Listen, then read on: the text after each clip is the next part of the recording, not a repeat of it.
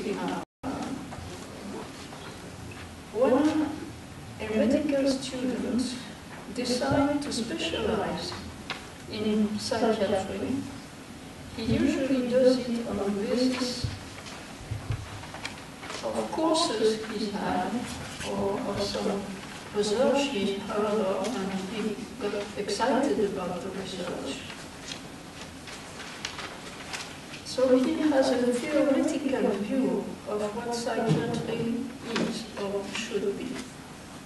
My first dilemma is the theoretical dilemma. We have a common joke among psychiatrists.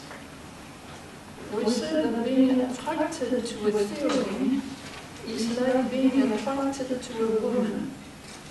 You fall in love, you ignore the rest, you become a believer, you're not aware of being a believer, you think your belief is science.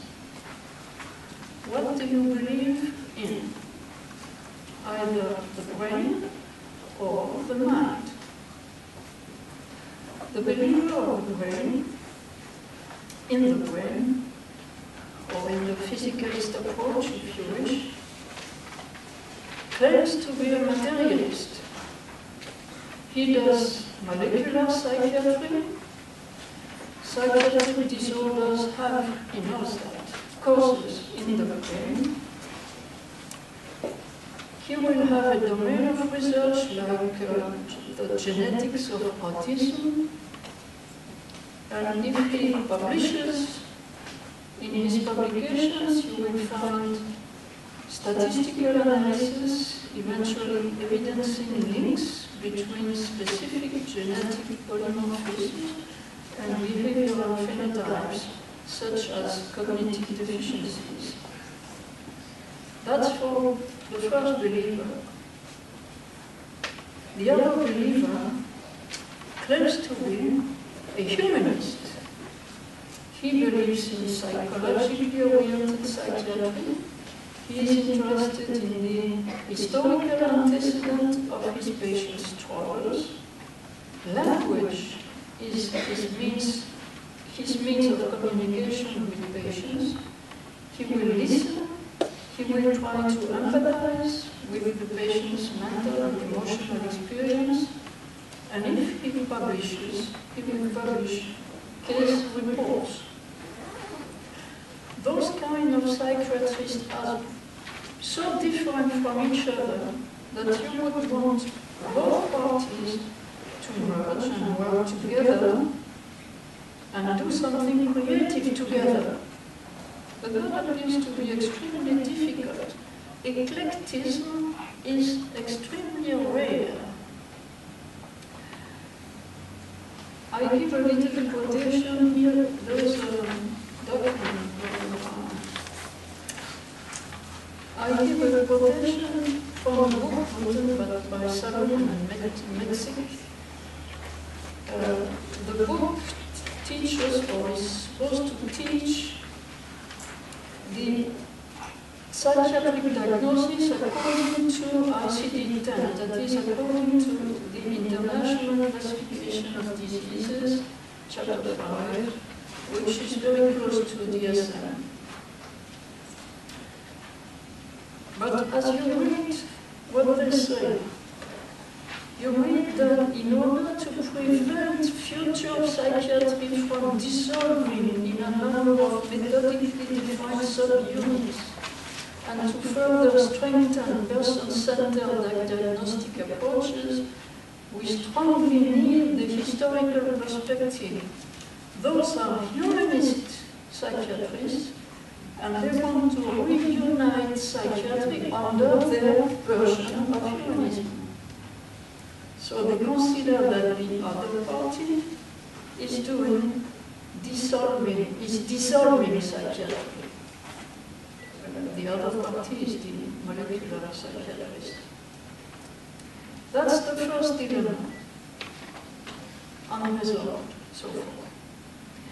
My second dilemma, I call the relational dilemma.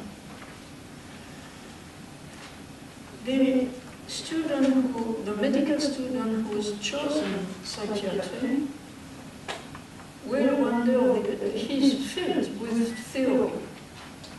he's learned a lot about psychiatry, but one day or another, you will have to relate to real psychiatric patients.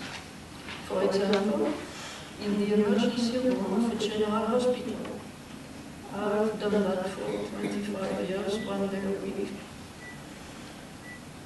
There is two ways of relating to a psychiatric patient who was, for example, brought in by the police and lies in the emergency room. Either you treat the patient as another you, or you treat the patient as an irresponsible he. First way of communicating to the patient. You address the patient as a person who is suffering of an ailment that she is unable to deal with by herself. The fact that the patient was brought to the hospital means that she is asking for help, and your kind of help is appropriate, possible solution to the patient, and you let the patient choose. Or if the patient resists, you will tell her that you will force her to be hospitalized, for example. That was my personal option when I did the work. But there is another way of relating to the patient. This other way is this patient is out of her mind. She is intrinsically sick. Discussing with her is wasting one's time. You have to make decisions for her. In that time, you don't talk to the patient. You talk about the patient to nurses, for example. You prescribe an injection. And you make the decision that the patient will be locked in a psychiatric ward, or that this patient will be put in bed until she is sobered up because she is merely full of alcohol. That's your decision. This second dilemma, the relational dilemma, is the same as the first dilemma. Because there is a fraction of psychoanalysts who assume that the psychiatric patient has chosen an existential posture that is mistaken. The patient is locked in that posture, and the patient is wrong. For example, that patient is locked in a paranoid, existential paranoid posture. When you believe that, the objective of psychoanalysis will be to evidence his mistakes to the patient and bring him to correct his mistake or his mistaken choice. But while he is locked in his position, you treat him as an irresponsible he. He does this or that. You can't communicate the same way if you believe that.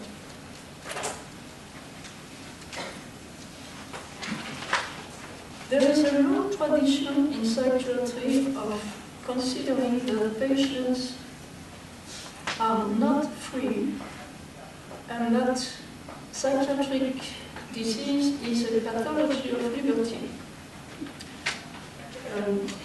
That's why in some countries, systematically, psychiatric patients are judged irresponsible. If they were violent or something, irresponsible. That was the second dilemma. My third dilemma is the therapeutic dilemma. dilemma illustrates the detour. My left hand ignores what my right hand is doing.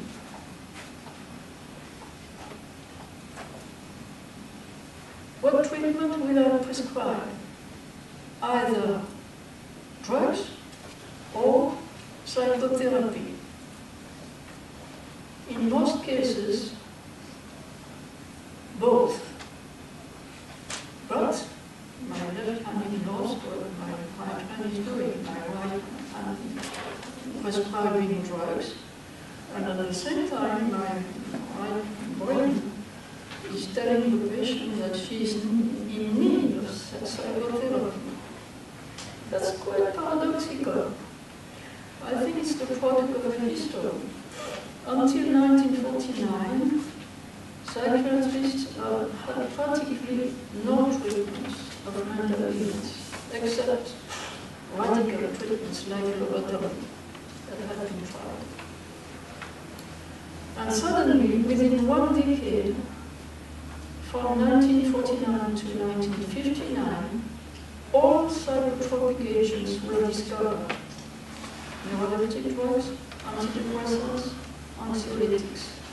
From then on, there is virtually no consultation in psychiatry that does not end with a prescription of some chemical. Even though chemical theories of mental illness have failed on the whole. But psychiatrists who received those miraculous drugs had no knowledge of chemistry, absolutely no knowledge of chemistry. They prescribed that miraculous, like miraculous.